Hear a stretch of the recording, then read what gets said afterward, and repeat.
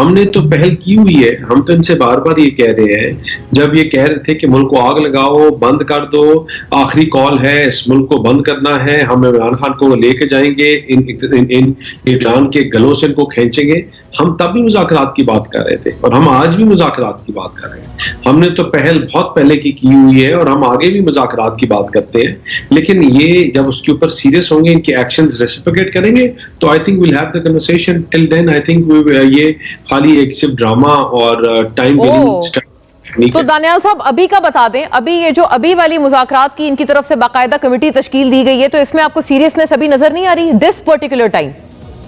देखिए किससे मुज़ाकरात करने हैं उन्होंने, आपसे करने उन्होंने कहा है। मुज़ाकरात करने का तरीका क्या है? सब कमेटियों में बैठे हुए हैं। आज स्पीकर्स कॉन्फ्रेंस थी, इनके तमाम जमाती लोग मौजूद थे, इनकी जमात के लोग मौजूद थे।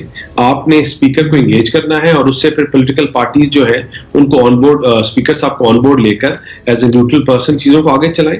अगर ये उसी दफ्तर में बैठते हैं, सारा दिन बैठ के अपने हलकों में और फंड्स और चीजों की काम करते रहते हैं, जब वहां ये बैठ के ये कह सकते हैं कि इमरान खान का बोझ हम नहीं ले सकते, हमें माफ कराओ, कहते हैं वाकई अपनी जमात के लोग कहते हैं कि हमें किस चक्रों में फंसा दिया है, इसने हमें पागल किया हुआ है,